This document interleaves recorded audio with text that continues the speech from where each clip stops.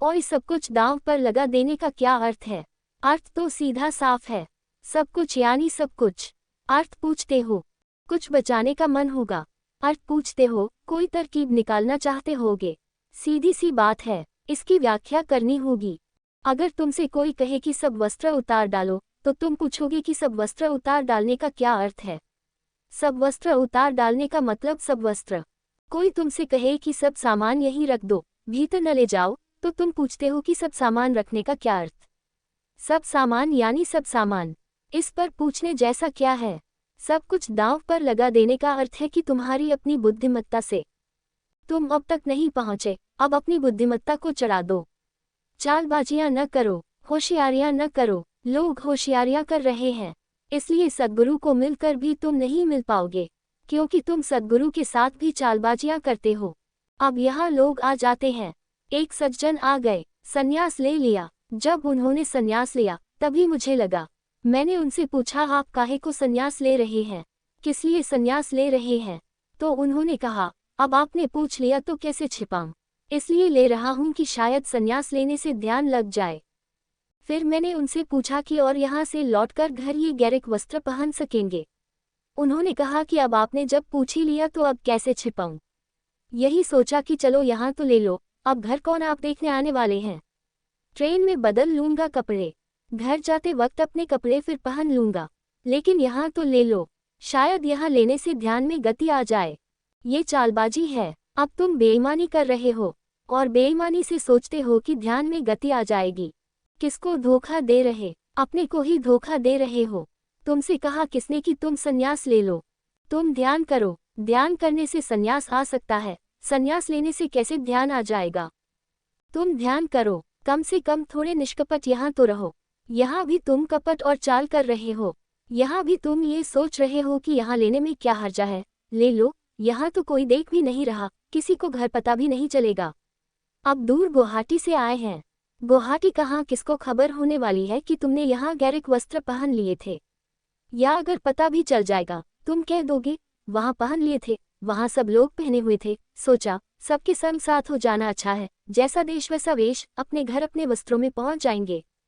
मैं तो तुम्हारा पीछा नहीं करूँगा, गुवाहाटी नहीं आऊँगा देखने कि अब तुम कपड़े पहने हुए हो कि नहीं पहने हुए हो।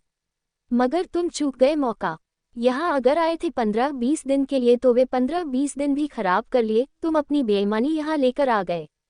लोग चालबाजियां कर रहे हैं, लोग परमात्मा के साथ भी। मौका लगे तो उसकी भी जेब काट ले, मौका लग जाए तो उसको भी लूट ले। सब दांव पर लगाने का अर्थ होता है चालबाजियां, अब और नहीं। अब तुम सब खोलकर ही रख दो। तुम कह दो ही यह मैं हूँ, बुरा भला जैसा हूँ स्वीकार कर ले। बुराइयां नहीं हैं, ऐसा भी नहीं कहता। भलाइयां भलाइयां हैं, ऐसा दावा भी नहीं करता। ये हूँ बुरा भला, सबका जोड़ तोड़, इसे स्वीकार कर लें। अब आपके हाथ में हूँ, अब जैसा बनाना चाहे बना लें। पूछा है योग चिन्मय ने। ये प्रश्न योग चिन्मय का है। योग चिन्मय में ऐसी बेईमानी है, प्रश्न कारण नहीं उठा है। होशियारी है, करते भी हैं तो, अगर मैं कहूँगा तो कुछ करते भी हैं तो उतनी ही दूर तक करते हैं जहाँ तक उनकी बुद्धि को जचता, उससे 1 इंच आगे नहीं जाते। होशियारी बरतते हैं, होशियारी बरतो, कोई हर्जा नहीं, मेरा कुछ हर्जा नहीं है। तुम ही चूक जाओगे, तो चूकते चले जा रहे हैं। यहाँ मेरे पास आने वाले प्राथमिक लोगों में से हैं और पिछड़ते जा रहे हैं। चून की सब दांव पर लगाने की हिम्मत नहीं है, अपनी बुद्धि को बचाकर लगाते हैं। वे कहते हैं इतना तो हिसाब अपना रखना ही पड़ेगा। कल आप कहने लगो कि गड्ढे में कूद जाओ तो कैसे कूद जाऊंगा? देख लेता हूँ कि ठीक है, नीचे मखमल बिछी है तो कूद जाता हूँ। अब गड्ढे में पत्थर पड़े हों तब तो मैं रुक जाऊंगा। जब तक मखमल बिछी है तब तक कूदूंगा, जब गड्ढे में देखूंगा पत्थर पड़े हैं तो मैं कहूंगा कि अब नहीं कूद सकता। ... तो अपनी होशियारी को लेकर चलोगे, चूक जाओगे। फिर मुझे दोष मत देना, दोष तुम्हारा ही था, अपने को बेशर्त न छोड़ा। और ऐसे बहुत मित्र हैं, और अगर चूकते हैं तो नाराज होंगे, सोचेंगे कि शायद उन पर मेरी कृपा कम है, शायद मैं पक्षपाती हूँ। लेकिन कभी यह न देखेंगे कि क्यों चूक रहे हैं, किस कारण चूक रहे हैं। मन चालबाज है। मैंने सुना एक आदमी ने अखबार में खबर दी, आवश्यकता है एक नौकर की। विज्ञापन पढ़कर एक आदमी नौकरी के लिए आया। नौकरी की आशा से आने वाले उम्मीदवार ने पूछा कि मुझे वेतन क्या मिलेगा। उस आदमी ने कहा जिसने विज्ञापन दिया था कि वेतन कुछ नहीं मिलेगा, केवल खाना मिलेगा। आदमी गरीब था, उसने कहा चलो ठीक है, खाना ही सही। और काम काम क्या होगा? नौकर ने पूछा। उन सज्जन ने कहा सवेरे शाम 2 वक्त गुरुद्वारा जाकर लंगर में खाना खा आओ और साथ ही हमारे लिए खाना बांध कर लेते आओ। आदमी बड़ा बेईमान है, खूब तरकीब निकाली कि लंगर में खाना खा लेना, तुम भी खा लेना, तुम्हारा खाना भी हो गया, खत्म। तुम्हारी नौकरी भी चुक गई और मेरे लिए खाना लेते आना, ये तुम्हारा काम है, तो मुफ्त में सब हो गया। ऐसे ही लोग आध्यात्म भी बड़ी होशियारी से करना चाहते हैं, मुफ्त में कर लेना चाहते हैं। कुछ लगे न, कुछ रेखा न खींचे, कुछ दांव पर न लगे, अपने को बचाकर घट जाए घटना, मुफ्त मिल जाए, कोई प्रयास न करना पड़े और कोई कठिनाई न झेलनी पड़े। और जहां तुम्हारे अहंकार को चोट हो, जहां तुम्हारी बुद्धि को चोट हो, वहीं पीछे हट जाओगे। और वही कसौटी है। इसलिए पलटू ठीक कहते हैं कि कोई मर्द हो तो बड़े, मर्द ही नहीं पागल हो तो हिम्मत करे इतनी। सब दांव पर लगा देने का अर्थ है पागल की तरह दांव पर लगा देने का, फिर पीछे लौटकर देखना नहीं। अंधे की तरह दांव पर लगा देना, फिर पीछे लौटकर देखना नहीं। पहले दांव पर लगाने के लिए खूब सोच लो, विचार लो। कोई यह नहीं कह रहा है कि सोचो विचारो मत, खूब सोचो, खूब विचारो, वर्षों बिताओ, चिंतन मनन करो, सब तरफ से जांच परख कर लो। लेकिन एक बार जब निर्णय कर लो कि ठीक है, ठीक आदमी के करीब आ गए, यही आदमी है, जब ऐसा लगे कि यही आदमी है तो फिर आगा पाछा न सोचो, फिर सब चरणों में सर रख दो, फिर कहो कि ठीक है, अब तुम्हारे साथ चलता हूँ, नरक जाओ तो नरक, स्वर्ग जाओ तो स्वर्ग, अब तुम जहाँ रहोगे वही मेरा स्वर्ग है, और तुम जैसे रखोगे वही मेरा स्वर्ग है। अहंकार दांव पर लगा देने का अर्थ है। तुम संन्यास भी लेते हो तो तुम अहंकार दांव पर नहीं लगाते। 2 तरह के लोग संन्यास लेते हैं। एक हैं जो संन्यास सोच विचार कर लेते हैं, जो कहते हैं हम सोचेंगे विचारेंगे, सब तरह का पक्ष विपक्ष करेंगे, फिर अपना निर्णय लेंगे, फिर संन्यास लेंगे। दूसरे हैं जो भाव से संन्यास लेते हैं, विचार से नहीं। बड़ा अन्य संन्यास है उनका। आंसुओं के माध्यम से संन्यास लेते हैं, तर्क के माध्यम से नहीं। रस विभोर होकर संन्यास लेते हैं, निष्पत्ति से नहीं, निष्कर्ष से नहीं। बुद्धि को एक तरफ रखकर संन्यास लेते हैं। मेरे पास आते हैं, उनसे मैं पूछता हूँ कुछ सोच लो। वे कहते हैं सोचना क्या? मैं उनसे कहता हूँ पहले विचार लो। वे कहते हैं विचारना क्या? आपको देखा, बात हो गई। आप अगर अपात्र समझे तो न दें, आप अगर न दें तो आपकी मर्जी, मगर मैं लेने को हूँ। और अब सोचना विचारना नहीं है। सोच विचार तो बहुत कर चुका और जिंदगी भर सोच विचार में गंवा दी और कुछ हाथ में न लगा। अब एक काम तो मुझे कर लेने दे बिना सोच विचार के। ये जो भाव से उठा संन्यास है। चिन्मय ने जब संन्यास लिया तो काफी सोच विचार किया और अभी भी सोच विचार चल रहा है। बड़ी सोच विचार से बड़ा हिसाब लगाया होगा भीतर। दिन बिताए, बड़ी झिझकते झिझकते संन्यास में प्रवेश किया और अभी भी प्रवेश हो नहीं पाया। अभी भी दरवाजे पर ही अटके हैं, अभी भी दरवाजे पर खड़े हैं, अभी भी उस सीमा पर खड़े हैं जहां से वापस लौटना संभव है। उससे आगे नहीं बढ़ते हैं जहां से कि वापस लौटना कठिन हो जाए, जहां से कि वापस लौटा ही न जा सके, उस सीमा तक नहीं जाते। फिर चूकेंगे, चूक रहे हैं, और जब चूकेंगे तो दोष मुझे देंगे। ये भी मजा है, जब चूकोगे तो स्वभावतः कहीं तो दोष दोगे, किसी को तो दोष दोगे, तो मुझे ही दोष दोगे। एक स्त्री से कोई पूछ रहा था कि तेरी खिड़की का कांच कैसे टूट गया। उसने कहा मुझसे मत पूछो, मेरे पति से पूछो, उन्होंने तोड़ा है। उसने पूछा लेकिन तेरे पति को तो मैं अभी बाहर पूछा हूँ। वे कहते हैं कि पत्नी से पूछो। पत्नी ने कहा उन्हीं ने तोड़ा है। खड़े थे इस खिड़की के पास और जब मैंने उनकी तरफ बेलन फेंका तो नामर्द की तरह हट गए, तो कांच फूट गया। किसने तोड़ा? न हटते, न टूटता। उन्हीं से पूछो। राजमहल, धन दौलत, साम्राज्य, सब रोकने को काफी था और राहुल भी आ गए हैं। ये राहु भी आ गया। अब यह इस बेटे का मोह मुझे रोकेगा, इसलिए नाम राहुल रखा। और इस डर से कि अब कहीं ये बेटा मुझे न रोक ले, उसी रात भाग गए।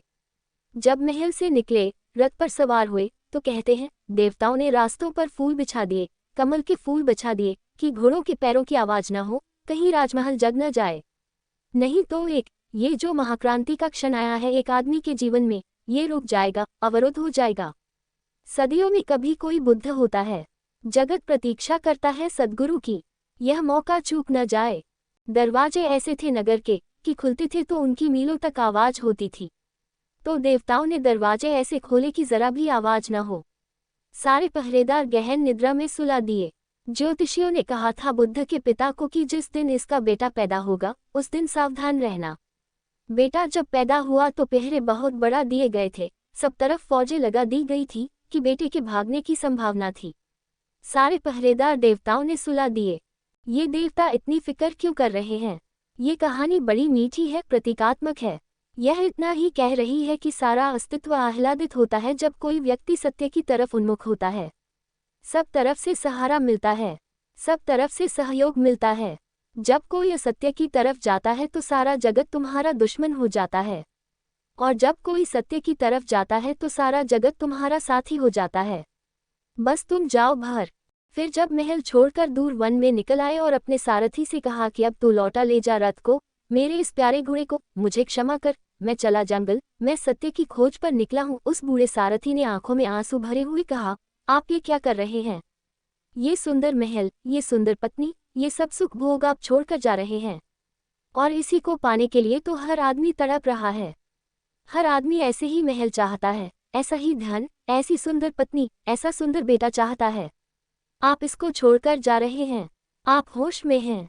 बुद्ध ने कहा, मैं पीछे लौटकर देखता हूँ, मुझे तो महल नहीं दिखाई पड़ता है, केवल लपटें दिखाई पड़ती हैं। मुझे कोई पत्नी नहीं दिखाई पड़ती, कोई बेटा नहीं दिखाई पड़ता।